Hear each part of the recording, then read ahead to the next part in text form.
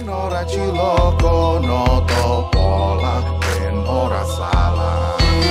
Aja, dumi, aja, dumi, aja, dumi, aja, dumi, aja dumi.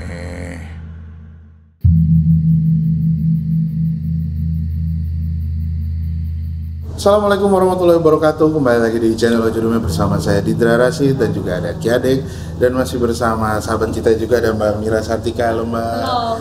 Kok ada lagi sih Mbak? Oh ya. Nggak Tahu ya, kayak masih sama deh. Cuma di situasi yang berbeda ini kita mau membahas hal yang lain, sisi lain. Kalau kemarin mungkin Smart People udah nonton yang bareng Daviga juga. Nah hari ini beda karena ada Ki Adek juga dan ada aku juga. Mungkin sekedar pengingat, Mbak Mira ini adalah founder dari yayasannya Aku Baca Dulu, Duta Cakra Budaya, betul ya Mbak? Iya. Dan tadi sedikit ngobrol bahwa yayasan ini bergerak di bidang apa Mbak? Pendidikan budaya kepada anak-anak sih sebetulnya saat ini Fokusnya ke situ. Jadi kayak mengenalkan kembali dan jadi wadah juga ya Mbak? Iya, jadi wadah juga. Oke, ke anak kecil justru Mbak? Anak kita sasarnya anak SD 5-17 tahun.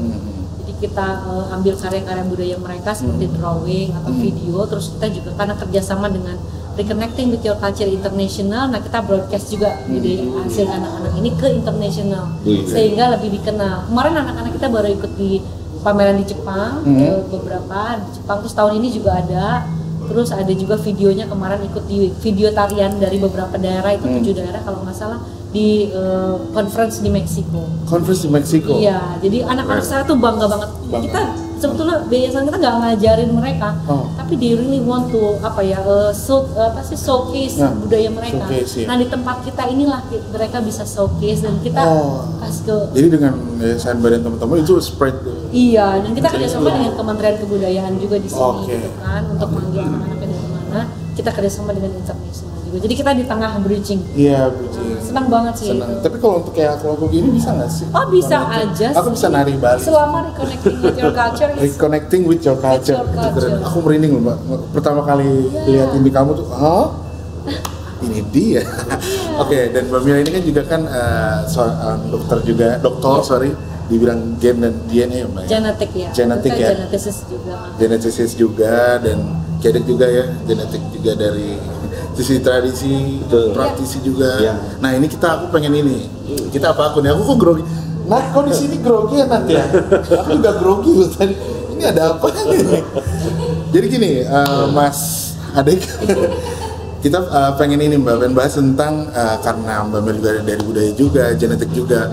Kedek juga suka banget, sering banget ngomongin tentang salah satu budaya Jawa yang namanya adalah nitis netes notos.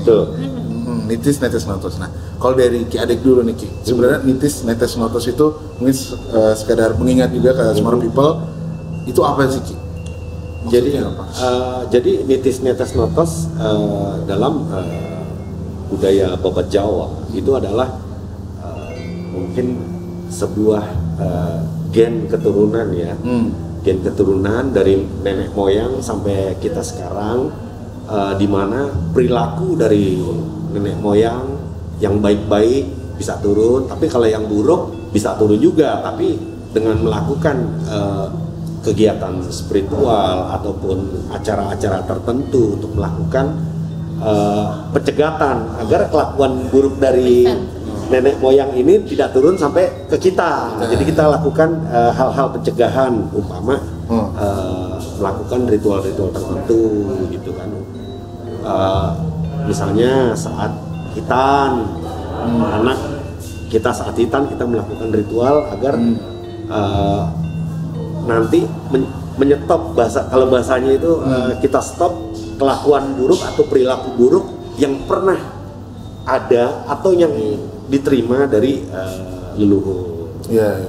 Nah kalau dari segi kata-katanya sendiri, kalau disatuin dibahas secara deskriptif tuh, bibit apa, bibit nitis apa, netes apa, notos apa. Iya, sama aja, bibit bebot bobot. Itu sama ya? Sama aja pengertiannya, cuman bahasanya beda. Jadi kalau nitis itu adalah sifat dari nenek moyang yang turun ke kita. Umpama sifat nenek moyang kita dulu itu adalah seorang humoris. Akhirnya kita menjadi humoris sekarang. Atau netesnya itu berarti serupa ya, karena dari tetesan dari segumpal darah yang diturunkan dari orang tua kita. Jadi tetes itu biasanya perawakan, cara tertawa mirip, cara berjalan. Nah itu. Sedangkan kalau notos ini adalah secara spiritual itu mungkin boleh dibilang mungkin hobi ya, mungkin hobinya umpama menggambar atau nyanyi segala macam. Jadi kalau memang udah nitis notos ini sudah ketemu dalam satu jiwa yaitu kita, itu bisa boleh dikatakan itu akan identik. Tapi identiknya dengan siapa nih? Dengan nenek misalnya dari ibu kah, atau dari bapak kah, atau dari buyutnya, atau dari buyutnya lagi dan itu. Jadi nggak melulu langsung anaknya itu nggak? Oh enggak. Bisa. Untuk identik itu sangat sulit sekali. Oke. Kalau menurut probability handle tuh. Oke. Dan menurut Mbak Mira gimana Mbak? Kan pastinya Mbak seru juga sih dia nitis netes tuh emang di kita, bahasa budaya kita tuh memang ini banget kan kental ya. Tapi sebetulnya di saya sendiri, di asertasi saya sendiri itu berdasarkan budaya kita juga gitu. Saya ingat dari kecil selalu ibu-ibu atau orang tua kita bilang bibit bebet bobot. Aku nggak tahu yang nitis netes karena aku orang Sunda kan. Jadi aku taunya bibit bebet bobot. Sebenarnya dalam disertasi aku itu tuh membahas tentang itu bibit bebet bobot. Jadi siapa kita, bagaimana kita akan kemana. Sebetulnya itu kan intinya manusia itu kan. Nah kalau dalam penemuannya ini my perspective and research. Jadi kalau bibit itu kan betul-betul DNA ya diturunkan dari orang tua kita. Kita nggak mungkin diturunkan dari orang tua lain ya. Jadi itu anak tetangga kan. Bingung nanti kasusnya juga susah. Jadi apalagi kalau anak dari spesies lain kan makannya. Itulah keadilan dari alam ini gitu ya. Jadi kita hanya diteteskan dari orang tua kita gitu kan. Alhamdulillah. Itu bibit tuh kan. Menurut aku tuh ininya 20% ya. 20%, oke. 20. Nah 30% lagi tuh menurut aku tuh bebet kan. Bibit bebet itu adalah nurture. Jadi pengasuhan sebelum dia apa namanya beranjak dewasa gitu ya. Jadi mulai dari pada saat dia melahirkan, pada saat dia dikandung, terus orang sayang orang tuanya, memberikan dan segala macam. Soalnya asuhan semua. Dan itu banyak memang dipengaruhi oleh maternal, ya notion orang ibu, seorang ibu. Nah, kalau yang bobot itu menurut aku itu adalah motivation and behavior dia sendiri. Jadi motivationnya apa? Ya tentu saja motivation itu dipengaruhi oleh yang 20 tadi dan yang bibit dan bobot. Tapi kan dia berinteraksi dengan lingkungan, akhirnya dia punya cita-cita dan dia memiliki. Nah itu 50%-nya. So I think dari bibit bebet bobot itu dalam penelitian saya tuh kira-kira seperti itu yang aku bisa. Jadi memang ada banyak kesamaan juga. Banyak kesamaan. Mungkin orang aku teliti kan ada di Spain itu orang nggak ngerti gitu. Aku juga di buku aku nggak tulis itu bibit bebet bobot, tapi aku cuma jadi bahwa memang dalam budaya kita itu sudah lebih tahu gitu loh. Nah kita itu sekarang baru bisa mengejawantahkan sedikit itu pun baru sedikit tentang bibit bebet bobot yang orang tua kita itu bicara kan. It's not about pride, itu ternyata bukan tentang pride, itu bukan tentang isolasi, bukan juga tentang ini, tapi sebetulnya ujungnya itu tentang keberlanjutan yang lebih baik sih, generasi selanjutnya yang lebih baik. Jadi bilang kalau kamu kalau menikah tuh bibit bebet bobot itu sebetulnya untuk keberlanjutan kehidupan nanti yang lebih baik. Intinya itu, ya gennya, ya perilakunya, juga nanti motivation supaya berguna. Gitu loh. Berguna. Jadi maaf Mbak, yang masalah tadi kayak Adek bilang ada ritual kayak pas sunat itu. Nah kalau itu juga lucu ya karena aku temuin gitu ya karena ternyata ritual-ritual khususnya ritual peralihannya itu tidak semata-mata supranatural. Jadi itu juga ada kaitannya untuk memperkuat biological ya. Jadi biologicalnya ya DNA-nya karena kan gene function atau gene regulation itu dipengaruhi oleh RNA. Nah RNA itu dapetnya dari environment kan, environment and behavior. Jadi komunitas terdekat itu paling penting juga untuk mempengaruhi DNA kita. Jadi kayak misalnya ritual, misalnya ya orang lagi baru melahirkan, terus adalah berbagai macam ritual. Itu supaya identitas pertama kali yang dia dengar itu adalah lingkungannya, sehingga dia tahu identitasnya. Jadi komunitasnya lah, misalnya orang tuanya atau komunitasnya mengadakan. Nah itu tuh akan nempel di dalam sirkulasi DNA dan RNA-nya karena DNA itu dipengaruhi oleh environment. Environment itu masuk ke dalam RNA. Nah itu jadi itu kalau menurut bidang genesis itu selalu environment mempengaruhi DNA, makanya pada saat-saat kritis kelahiran itu salah satu manusia saat kritis ya. Nah di situ dimasukkanlah ritual yang baik-baik termasuk penguatan identitas, pengingat dirinya dia, gitu, siapa dia, maksudnya dia lahir di misalnya suku apa atau dia lahir di agama apa itu menurut aku penelitian aku tuh begitu. Dan itu di manusia itu banyak juga sih penelitian di luar tuh sebetulnya udah banyak tentang rite of passage ya. Cuma sebetulnya yang benar-benar applied itu kan kita di sini ya. Cuma kita karena udah di applied nggak diteliti kan. Betul. Jadi lucu gitu. Cuma kayak di New York itu di New York Times tuh aku sering lihat juga ada beberapa rite of passage gitu ya. Jadi rite of passage yang aku tahu itu ada 5. Jadi ritual peralihan pada saat kelahiran, pada saat puberti. Makanya kenapa marriage itu begitu repot. Itu not just hanya repot, itu ternyata banyak sekali artinya. Yang ketiga itu ancestorship. Ancestorship itu kayak kalau di Toraja itu ada yang berapa puluh tahun sekali anak-anak itu mengganti bajunya mayatnya itu ancestorship, jadi supaya kita ingat kepada leluhur kita. Nah yang terakhir itu kan peralihan ritual kematian. Nah, jadi ternyata di ritual-ritual ini saya memang belum meneliti sedemikian detail tentang ritual, tapi ritual ini adalah penting untuk manusia karena ini adalah life courses. Dan ini bukan hanya penting untuk setiap. Nah adatnya memang tergantung wilayahnya ya. Misalnya kalau di bule ya adatnya bule lah nggak apa-apa. Atau di wilayah sini adatnya masing-masing. Karena culture dengan cultural behavior itu beda. Jadi cultural itu ya itu tergantung itunya ya, diversity itu culture.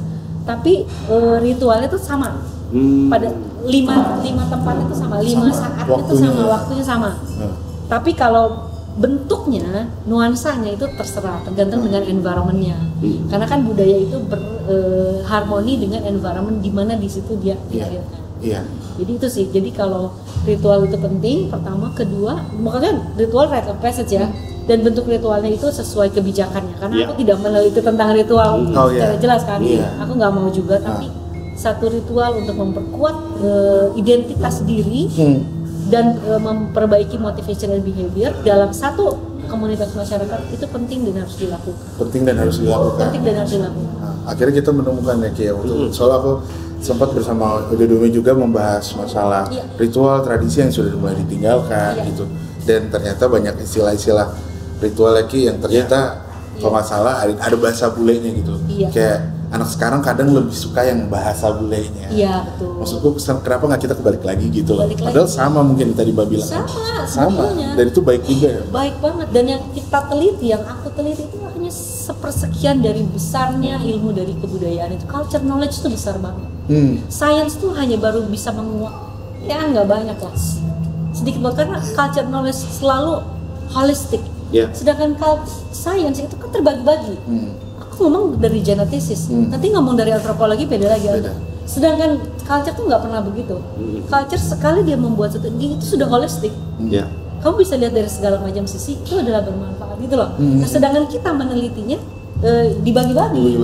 Hanya aku bidang genetik doang, satu lagi nanti bidang history doang. Jadi kita malah agak lebih susah untuk mengerti culture secara keseluruhan. Tapi sudah juga banyak ada gerakan yang termasuk di Kanada. Di Kanada, Paul juga sudah on the age of culture. Jadi memang culture sudah lagi di-boomingkan. Termasuk di dunia ya. Jadi it's not. Jadi aku pikir gini, aku pernah baca bahwa culture become a key in sustainable development itu di UN. General Assembly kalau nggak salah tahun 2013 ya. Culture jadi kunci dalam pembangunan berkelanjutan. Nah kalau kita coret culture-nya, kan negara adidaya kebudayaan itu siapa sih? Budaya. Indonesia dong. Indonesia ya. Nah, kan? Siapa yang nggak setuju? Jadi kalau kita coret culture-nya Indonesia jadi key di sustainable development boleh nggak sih? Boleh dong. Bener ya. That's the key dari keseluruhannya. Jadi kita nggak lihat secara nitis. Nah ini juga balik sebetulnya. Kita nggak akan kemana-mana kok. Nitis netes notosnya. Kalau kita memang di situ, kita akan tetap kembali ke situ. Bibit, bebek, bobot, kita akan dikembalikan ke tempatnya kita sendiri. Jadi itu negara adidaya budaya, negara lahir kebudayaan, dan kita menjadi kunci kebudayaan. Luar biasa sekali. Gimana Kia? Jadi nggak ada yang serba susah kayak ada ya. Kalau kita mengertinya dengan. Jadi kalau menurut saya dari cerita Mbak Mira ini berarti sudah wayahnya ini adalah kembali ke asal, back to nature. Jadinya dari pusat budaya yang ada di tanah Nusantara ini dan tersebar ke seluruh dunia, dan mereka kembali lagi ke sini. Tadi Mbak Mira cerita di Kanada. Iya. Terus saya lihat banyak bule-bule di Bali, udah banyak juga dari dulu juga untuk belajar gamelan, ada yang belajar angklung, segala macam tarian, saman dari Aceh juga banyak sekarang udah. Jadi itu akan kembali lagi seperti dulu. Jadi memang kehidupan itu kan selalu berulang. Jadi mungkin suatu saat, saya nggak tahu di tahun keberapa nanti, itulah Nusantara sebagai mercusuar dunia. Betul. Karena jangankan di ya sekarang hanya di, tapi sebenarnya udah ada undang-undangnya juga. Pasti udah belum tahu nih. Undang-undang nomor 5 tahun 2017 tentang pemajuan kebudayaan. Jadi bukan hanya ini semata-mata gerakan spiritual atau gerakan saintifis, enggak. Ini udah menjadi policy di Indonesia. Dan like it or not, Indonesia adalah negara pertama yang membuat tentang undang-undang pemajuan kebudayaan. Dan teman saya di Kanada sampai, Mira tolong kirimkan itu semua artikelnya. Kamu adalah, Indonesia adalah satu-satunya, mungkin yang pertama negara di dunia yang membuat tentang bahwa pemajuan kebudayaan. Dan budaya menjadi sentral dari kehidupan bermasyarakat serta pembangunannya. Jadi kita harus bangga di situ. Harus bangga di situ. Dan emang sih aku pikir gitu ya, di media mainstream itu selalu kebudayaan itu ada di samping banget. Kalau nggak dance atau batik atau it's more than that, it's beyond you can see. Beyond you can see. Jadi banggalah dengan budaya, karena di dunia globalisasi ini, kalau kalian mau berinteraksi dengan dunia global, pasti yang pertama ditanya adalah kamu dari mana. So if you don't know who you are, kamu akan bisa berinteraksi dengan dunia global. So you have to really know who you are. Kamu berasal dari mana? Kamu mengerti your language, your knowledge, your wisdom. Enak jadi ini. Kalau kamu kebawa-bawa dengan hanya dunia luar, kamu nggak akan dianggap karena kamu bukan mereka. Maksudnya Englishnya bagus, misalnya Englishnya bagus pun, atau segayanya udah kayak you are not them, you are not part of them. Tapi kamu harus bangga menjadi diri kamu sendiri dulu, and you face the world with them. Jadi itu sih pesan aku buat anak-anak muda sekarang. Dan aku tahu anak muda sekarang udah sangat bangga dengan dirinya, nasionalis sangat tinggi, bangga juga dengan kebudayaannya. Jadi so keep it do it, and we can mendapat mercusuar dari peradaban. Itu ditulis loh di undang-undang. Jadi kita mengacu jadi arah peradaban dunia. Kebudayaan Indonesia menjadi arah peradaban Indonesia. Coba buka undang-undang nomor 5 tahun 2017. Monggo. Thank you banget Mbak. Ini kita nggak ada yang tahu, dan mungkin banyak smart people yang belum tahu. Dan ini jadi pertanyaan adalah kenapa Indonesia? Apakah ada spesial dari DNA kita? Nah, kalau tahan dulu Mbak. Kita akan tahan dulu, smart people jangan kemana-mana. Kita akan menguak kenapa DNA, apakah Indonesia sespesial itu, dan kaitannya dengan genetik atau DNA. Ada yang berbeda kah dengan DNA orang Indonesia atau Nusantara ini? Jadi jangan kemana-mana dulu, Mbak Mira, jangan kemana-mana. Silakan dicicipi dulu kopinya. Terima kasih yang udah menonton. Jangan lupa untuk like, comment, dan subscribe, dan dukung channel ini jika kalian suka. Mohon maaf kalau ada kata-kata dan info yang salah. Kita akhiri dulu episode kali ini. Kita akan lanjut nanti. Akhir kata, assalamualaikum warahmatullahi wabarakatuh.